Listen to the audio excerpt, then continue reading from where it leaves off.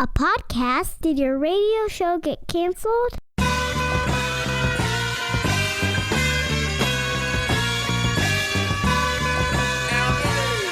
Fire. Low down and filthy, but the discipline is on point. Schooled myself, made my own dojo. A cold flow with the whole dose of soul. Maintain composure, even in fury. An anomaly, properties undiscernible to mere peasants. This week on The $1 Million Plan, we're talking 3 signs of stability. That's right. 3 signs that you are financially stable. And that's what we're doing all week this week. Of course, you can catch us on PeteThePlanner.tv. And when you do, here's what you're going to see. Studio renovations, baby. There's wood everywhere. It looks like a wood place, like a wood studio. Anyway, there's wood. We got a new custom desk from our friend Craig Patty and a custom wood wall. It's feeling good. Ready to teach you about money this week. So if you miss anything, by all means, go to PeteThePlanner.com to learn more. 3 signs of financial stability. And we're going to begin here. The number 1 sign of you being financially stable is, well, you have at least 1 month's expenses set to the side. Now, I want you to have confidence in the financial decisions you're making. And to have that confidence, you're going to have some objective way to measure of whether or not you should be confident. And I think for a lot of people, it begins with an emergency fund. We talk about emergency funds all the time. This is not a new concept. And in a perfect world, you have 3 months worth of expenses set aside in your emergency fund. It's just been my experience that can take some people years, absolutely years to have 3 months worth of expenses. So think about it this way. If you make $2,000 a month, that's your take home pay, and your expenses are about the same, then you would need $6,000 in an emergency fund. Once you have that full emergency fund, you are considered to be pretty stable. But for our exercise today, that we're just looking for 3 little signs of stability, I think you need to have at least 1 month worth of expenses saved. That's $2,000. And yes, I do think you need to go out of your way to get that 1 month's emergency fund. Here's what I mean. So often there are people in the $40,000 to $60,000 a year income range that are truly making ends meet. They are making tough decisions. They're going without. They may have a little bit of debt. They wait for that 3rd paycheck month. You know, that month, 2 months a year in which you get 3 paychecks. They may wait for tax refund season to fund any shortages. But in that range, specifically $40,000 to $60,000 or even higher if you don't have the stability I want, I think you got to go out of your way to get that 1 month's expenses. And here's exactly what I mean. Get another gig, an additional gig, a part-time job, freelancing, anything, Uber, Lyft, I don't care. Deliver food. Get to a point where you've got stability because if you have an emergency, you have the money to fund it. So often, the beginning of the end for someone financially is the lack of an emergency fund. Because what it means is when life goes wrong, and by the way, life often does go wrong. When life goes wrong, what you end up doing is going immediately into debt. And then in order to fix that, not only do you have to get out of debt, but then you have to fund an emergency fund on top of that. And it's a crazy process. So number 1 begins with having 1 month's expenses saved. I'm going to make a dramatic statement for you right now. If you do not have 1 month expenses saved, you do not have financial stability. I know our economy has been picking up the last several years. The stock market clearly is flying high. Unemployment is low and all these great things. But for your own personal economy, if you don't have 1 month's expenses saved, I don't view your financial life as that stable. Now you hear this and it's disappointing. It's disconcerting. You feel judged. Don't. Just get 1 month's worth of expenses. I'm not here to judge you. I take no solace in saying to you, I told you so. Right, the last thing I want to do is that you're in a bad position now, something bad happens, you get in a worse position. It's not going to walk up to you and be like, told you so. I don't want to do that. It's the whole point. So don't feel judged by this. If you don't have 1 month's worth of expenses, that is the number 1 sign that you lack financial stability. So get to 1 month's worth of expenses, and I don't care how you have to do it. I don't care if you have to work at a store on the weekends, twice a month on the weekends you're working, and just to get those dollars up. Now, the old-fashioned way you can do it is actually budget. stop spending so much money. I think what's fascinating is how people, in relation to this, manage the end of the month. So Mrs. Planner and I were having this discussion the other day. One of our sources of income, for whatever reason, didn't arrive on time this month. A pretty significant portion. I would say 20% of our household income did not arrive this month. So as we were this past weekend going to make some financial decisions that we make every day, or every month, I should say, we had to stop and say, you know what, based on this lack of income that will be here eventually, but is not here for some reason right now, we can't do what we normally do. Now, I'm not trying to take credit for this. I don't want you to write me emails and say, wow, good job not spending money that you didn't have. But I think we get in such patterns. We get in these patterns of, well, on Friday nights we go here, on Saturday mornings we do this, on Tuesday afternoons we go here.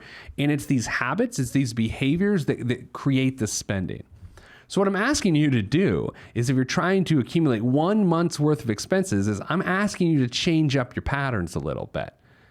I mean, just to see if you're paying attention. Hell, on Sunday at the grocery store, buy 5 cans of soup, and that's your lunch for the week. Now, is this the solution to your financial ills? No, but it gets you off kilter and it gets you making different decisions. The challenge anytime you're struggling financially is to change the behaviors that got you there. Now, if you have no money in savings, you have no emergency fund, if you don't have 1 month's worth of expenses, I'm not suggesting that by all means you're a financial disaster, but I am suggesting that one false step and you're in trouble financially. So 1 month's expenses is the main aim there. Now, the second sign of financial stability is a little bit more complicated. It's going to gap our break coming up, but it goes back to our measure of power percentage. If you've joining us for the first time and you're not familiar with our metric of power percentage, your power percentage is how efficient you are with your income. How efficient you are with your income. Hopefully you would agree with me that if you're inefficient with your income, you are not financially stable. I don't care how much money you have in savings. I don't care how much you earn for a living. If you currently are not efficient with your income, you currently are not stable. So if you want to figure out how to do your power percentage, by all means, go to PeteThePlanner.com/power-percentage. That's PeteThePlanner.com/power-percentage / who knows what's going on. Just Google Pete the Planner and power percentage. So here it is. If you're not at 20%, I would question how stable you really are. Right? That's what's interesting here. Your power percentage, here's what we know. If you're below 10%, if your power percentage, once you figure it out, is below 10%, we know you're struggling financially. We know you're not stable. But if you're at least at 20%, no matter what your income is, we know that efficiency exists. We know you're paying down your debts. We know you're preparing for retirement. We know that you're saving money. I talked to one of my friends the other day who just work related. She has a 16% power percentage. She puts 12% into her 401k, 4% is the match from her employer. So 16% of her gross income is going to efficient activity, right? And that's just before her paycheck hits her home. After that, she's got a mortgage, which increases her power percentage. She puts money into savings, which increases her power percentage. She's paying down a little bit of debt, which increases her power percentage. So, that's a good way to break it down. Right? You could easily get to 10%, just with the decisions you make with your employer-sponsored retirement plan. Right? Again, the goal here is not just to hit the match. Over the course of a career, you want to try to have 12 to 14% of your take-home pay going towards the long term, your retirement. 12 to 14%. Russell Investments, based out of New York, it's a $700 billion plus investment company. They have done a study that said if your entire career you are setting aside between 12 to 14%, then you have a high chance of financial success in retirement. If you're not doing that, if you're listening right now and you're putting 8% towards retirement, your chances at retirement being successful have gone down significantly. Now, here's the good news. You can include both your contributions and your employer's contributions to get to that 12 to 14%. Like my friend I was just talking about, she is putting 12% in herself. Her employer's putting in 4%. She's at 16%. She was making up for lost time. That's the challenge with this. As you listen to the program today, if you're 40 years old, 50 years old, and I've just convinced you now to increase your contribution level to 12 to 14%. I'm glad about that. But what about the last 20 years? You weren't doing it. So you gotta make up some ground and actually increase it from there. So we're gonna explore this a little further when we get back. We're talking about the three things that are signs, the three signs that you have financial stability. So far, we've got to 1 month's worth of household expenses. We're talking base level stability here. 1 month's worth of household expenses and a 20% power percentage. We're going to talk more about that next. If you're watching on Pete the Planner TV, we'll be back. And for everyone else, we'll be back right after this. Stop what you're doing. Log on and hit Pete up on Twitter at Pete the Planner.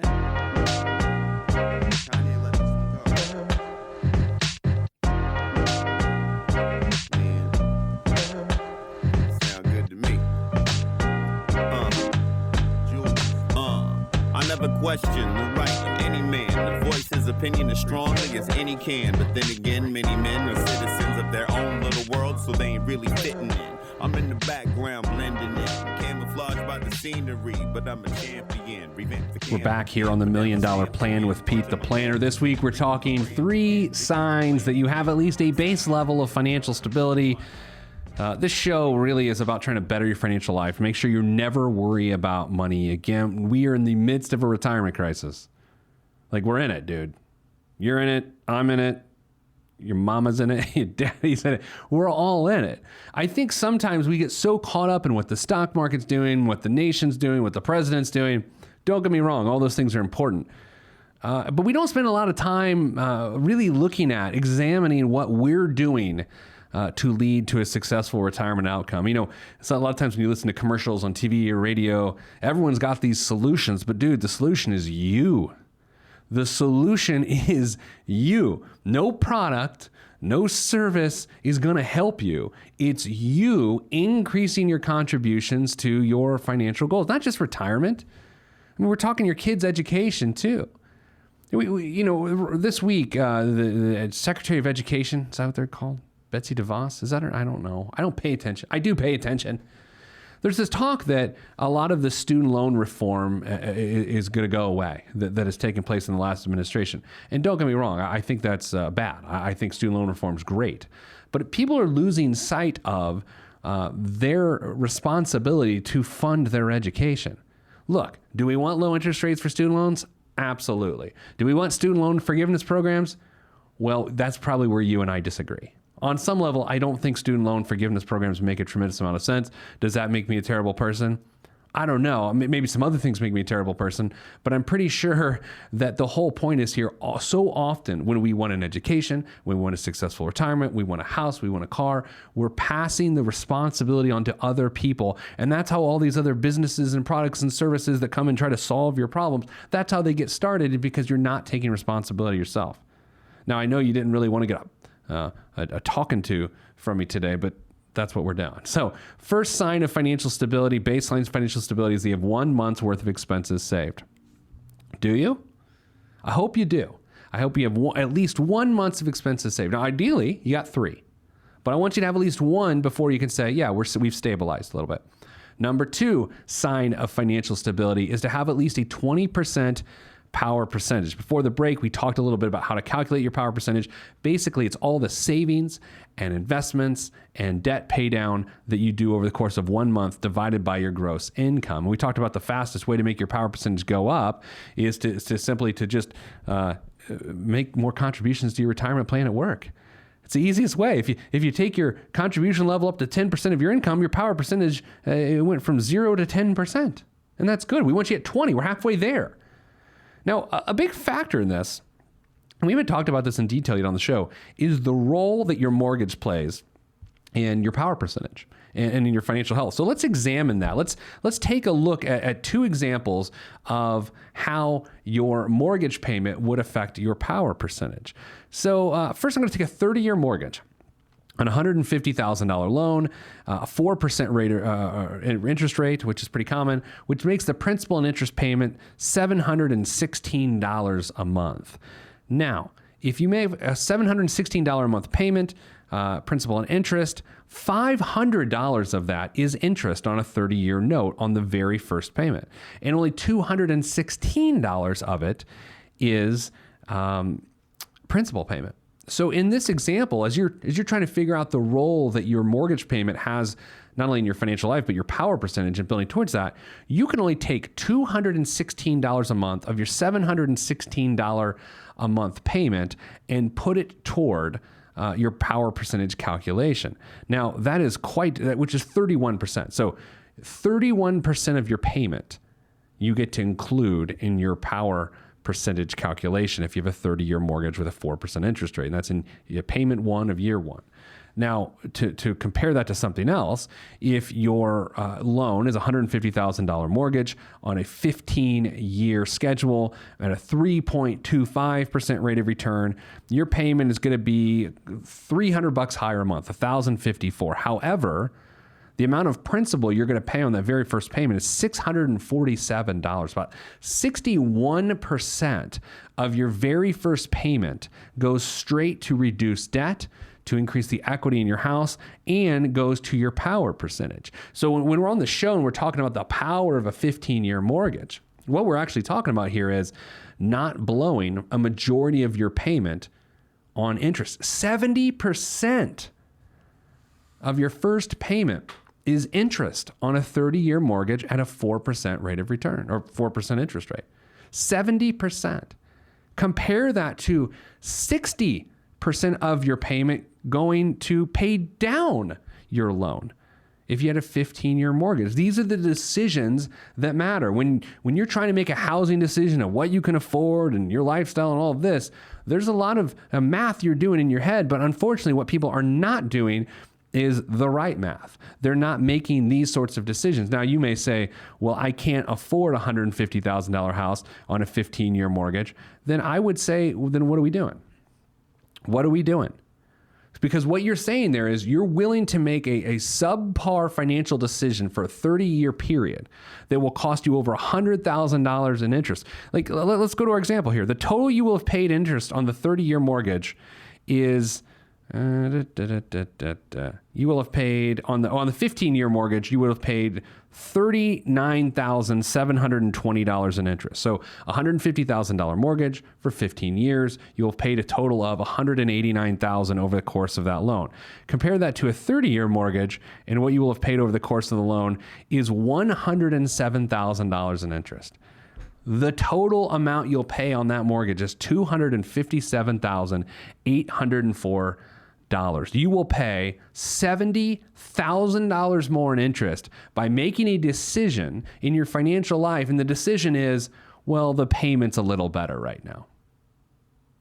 Think about that. What are we trying to do? I know we're just trying to live a life. We're trying to just have a house, and I'm being a buzzkill here. But if you only make so much money in your career, you have a finite earning period. Let's call it 40 years. You have finite earnings. Let's call it, I don't know, a couple $1 million over the course of your career, whatever it is, million. How can you afford to do that? How can you afford to say so dismissively, sure, I pay $107,000 a year more in interest, but it doesn't matter. It does matter, right? And that's why power percentage is so effective as a measure for your financial life. Because let's say you take a 30-year mortgage, and what you choose to do with the money you save, the $300 a month you save by having a 30-year mortgage, and the interest, or in the example we're showing you right now, just invest the $300 a month. And if you do that, your power percentage will be the same. If you don't do that, your power percentage will suffer. So that's sign number 2, that your power percentage is at least 20%.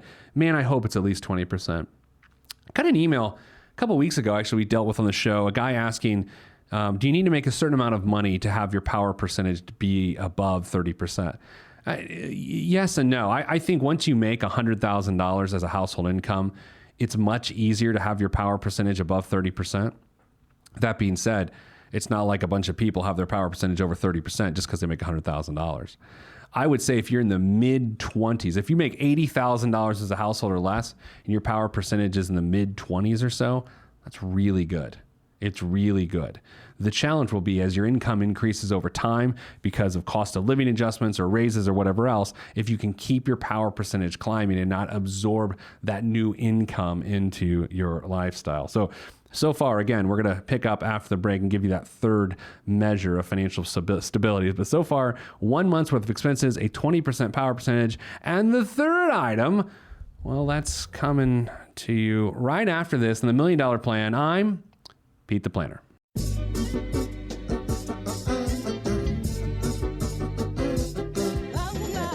Yeah. Axe hand on the beat. Yes, sir. Glass House. Yes, sir. Mr. Kinetic, Rusty Redenbacher. ATFU. Naptown. Yeah.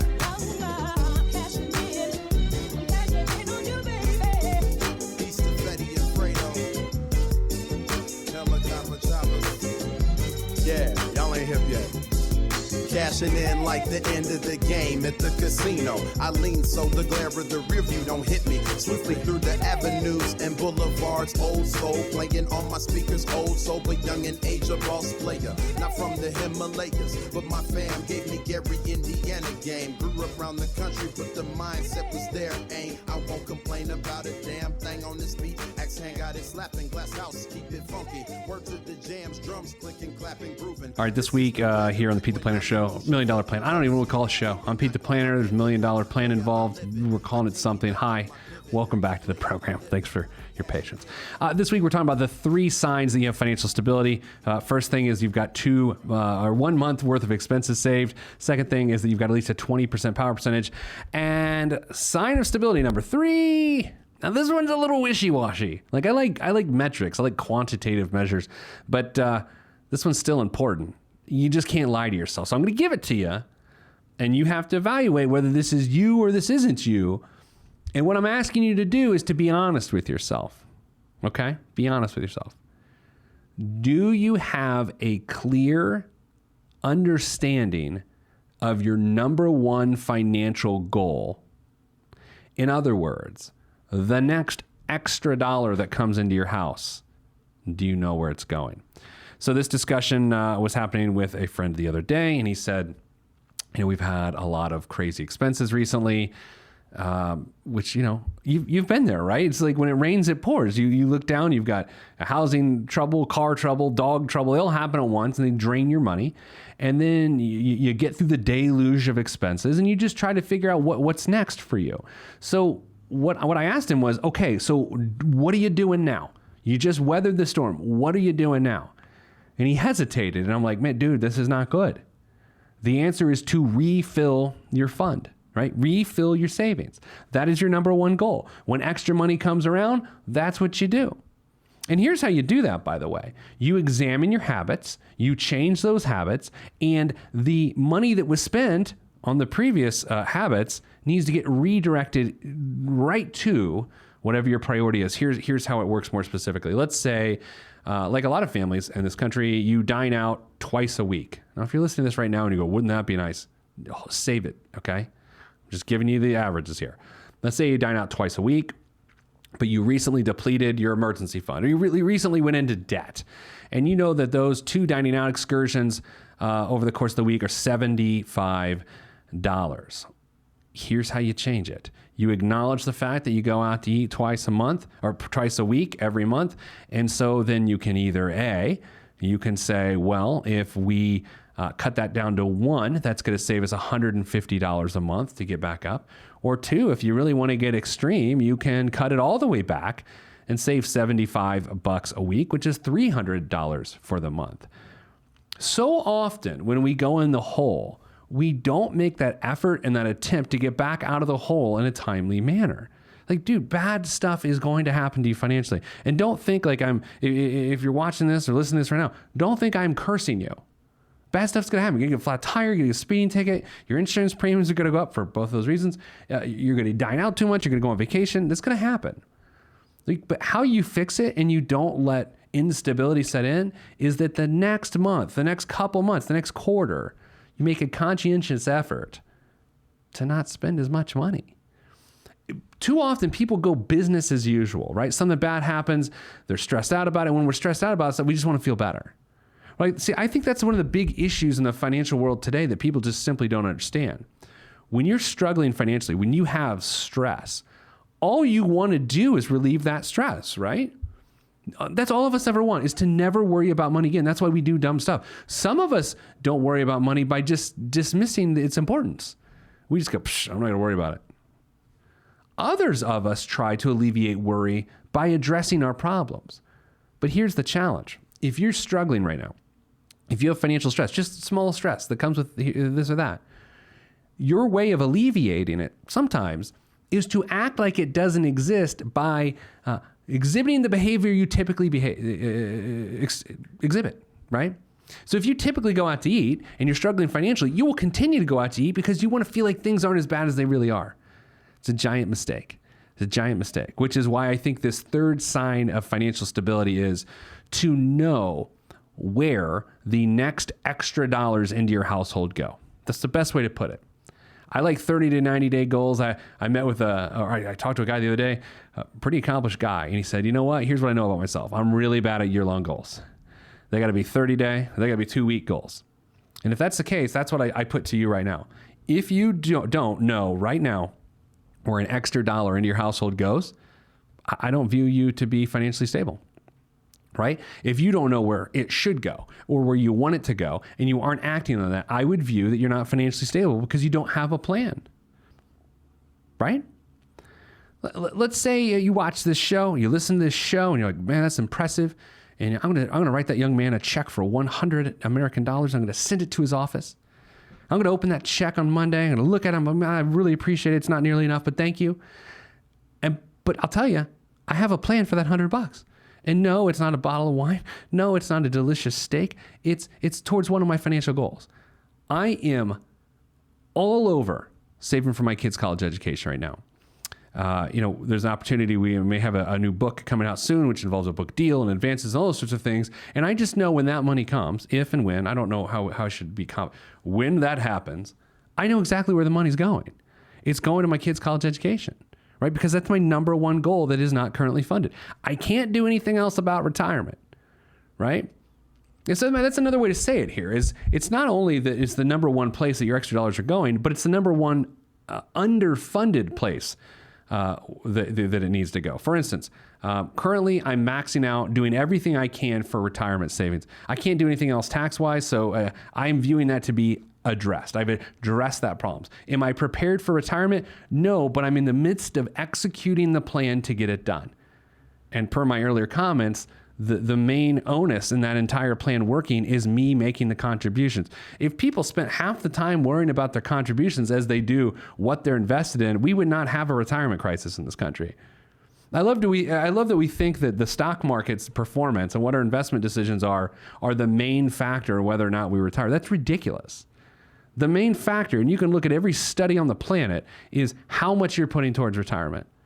And of course, I'm going to get emails saying, well, I lost all my money in 2008, 2009. Well, shame on you, man. That's your fault, right? It's like the market is never wrong. Like we like to say, well, the market screwed you. No, it really didn't. The market's not wrong. If you had been properly invested, you would have dipped and recovered and been higher than you were before the dip. If it dipped, you sold at the bottom and got out. That's on you, right? So I didn't mean to turn this into a session where I'm yelling at you for losing money in the market. But what I'm trying to point out is your main focus should be putting money away for retirement, not what it's invested with when it's over there. When you listen to commercials and the fear is stoked, you don't want to lose what you save. Sure, you don't want to lose what you save. But isn't the main factor in all this saving enough money? I've talked about this before. I think I'm going to do a whole show on it coming up. That in the 1960s, 70s, and 80s, you could be a financial disaster. Your entire career. You could make horrific decisions. Horrific. The same horrific decisions that a majority of families are making today in America. and still retire successfully because of a pension. You cannot do that anymore. In fact, I'm going to try to make that next week's show, is how a lack of pensions have changed the course of retirement. I was doing a program this week at Carrier. The last few folks, we're finding out who gets laid off at Carrier air conditioners and furnaces and all that here in the next few weeks. That's still sorting out from the big national debacle, and of course been trying to help financially those men and women get their lives back together. And what's fascinating to me is a lot of those folks are in the union, Steel Workers 1999, the local union. And so they've got a pretty nice pension. And they could have made horrific decisions their entire career and they'll still be okay, right? If you don't have a pension, I don't know why I'm ruining this topic right now by talking about it now, because I'm going to talk about it next week. If you don't have a pension, you don't have the luxury of making terrible financial decisions. So those are our 3 signs of stability this week. They are 1 month's worth of household expenses saved, a 20% power percentage, and a clear understanding of what the next goal that needs to be funded is, right? What's the next unfunded goal that needs your money? If you don't know, and by the way, it's not only that you don't know, but you're not doing anything about it, right? You might know what it is, but not be doing anything about it. Let's say you got an extra $300 that comes in this month. If you eat it and do something silly with it, that's a problem, right? All right, so coming up after the break, we're going to do biggest waste of money of the week, and that's it. Maybe some news. So I'm Pete the Planner. This is $1 Million Plan.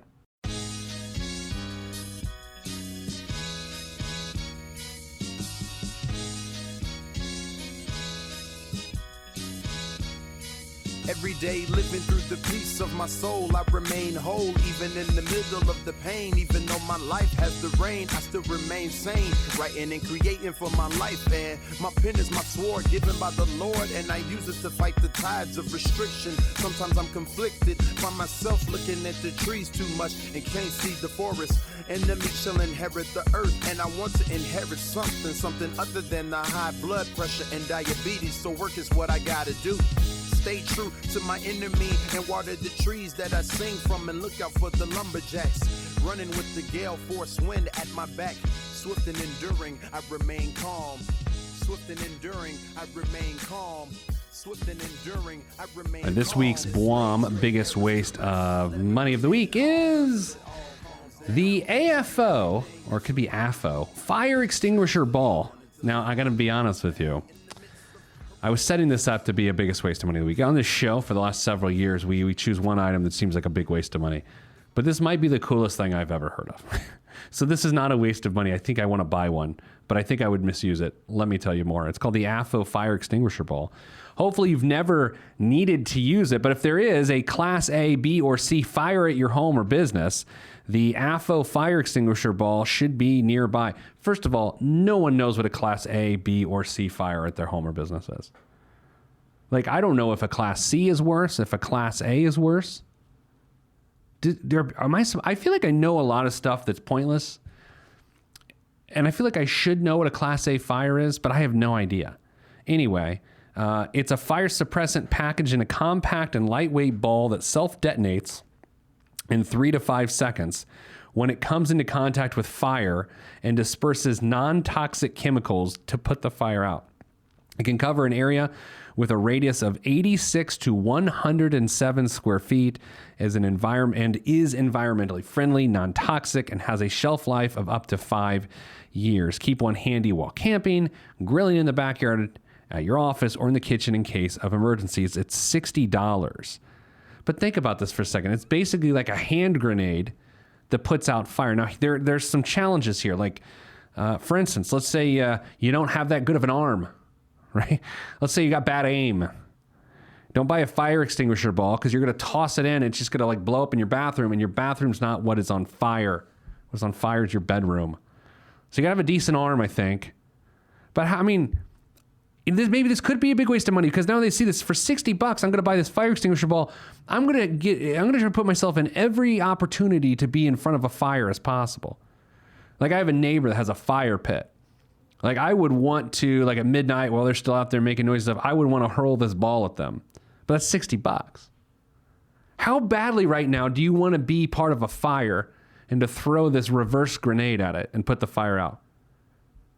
You know what? I have never once purchased a biggest waste of money of the week item, mainly because they're biggest waste of money. But sometimes the best use of money of the week. I want one of these fireball putter outers so bad. Extinguishers, as maybe they're called. I mean, it seems prudent, right? You can throw this and it puts a fire out. It's like Wizards and Warriors or Dungeons and Dragons or whatever. I want to do a market update for you. I know in the last segment I said it really doesn't matter what the market's doing. It's really how much you're putting into it. But it is interesting. So as we record this here this week, it's the end of April, right? It's the end of April this week. The stock market, the S&P 500 specifically, year to date is up 6.7%. I always I always sort of account on long-term goals is about 8% a year out of my entire investment portfolio. And so far, this calendar year to date, the S&P 500 has returned a 6.71% rate of return. Now, on the 1 year, so 12 months, last 12 months, we're at 14%. So, again, when I talk to people about their investments and their financial lives and all these different things, they tell me different things. But here's what I know. 14% is really good. I had a guy the other day tell me, my retirement stinks. It's no good. You should be getting about 14% right now. Your 401k is not the problem. It's maybe the investments you're choosing. The NASDAQ, which is another measure of a financial market, the NASDAQ is up 12.29% year to date and up 24% in the last 12 months. The NASDAQ is up 24%, which would suggest you're talking about doubling your money in about 3 to 4 years at that pace. Now, it's not going to continue. There's no way it's going to continue. But all the same, that's pretty darn good.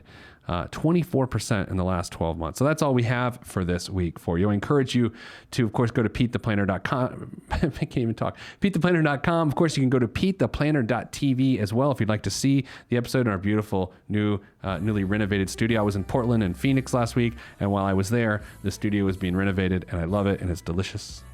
That's a weird way to describe things. Be sure to read my column in USA Today. Until next time, I'm sending you good vibes because good vibes are all that's in the budget. I'm Pete the Planner, and this is the $1 Million Plan.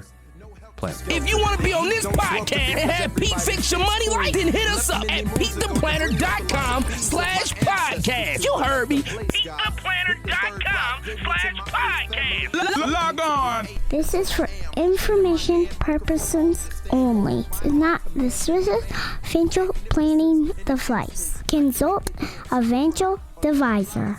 Released from Everest, the fresh is fresh, and you can call me E.T. Word to John Tesh. Let me bless this harmonic presentation. It's amazing, so amazing. I'm the reason. Salutations, I bring you love, trying greetings from a faraway land. I am the sole controller. Put the remote down and let me take control. You're now a part of my zone, so enjoy yourself. Love Tron can restore your health. I bring you greetings. Salutations, how you doing? And is that how y'all say it? The tinkling of the keys is an homage to the little star.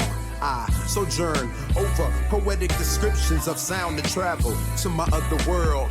Out of this world, spaceship on my arm took me home, fueled by the ink and the megabytes and the hypertext transfer protocol, stronger than the Skynet and the Terminator. I push faders into warp speed, glide with ease, creating a breeze they call a black hole. Event horizon, no rear view concerns.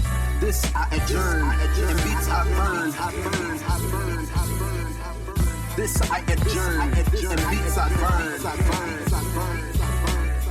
Salutations, I bring you love, trying greetings from a faraway land. I am the sole controller. Put the remote down and let me take control. You're now a part of my zone, so enjoy yourself. Love Tron can restore your health. I bring you greetings. Salutations, how you doing? And is that how y'all say it?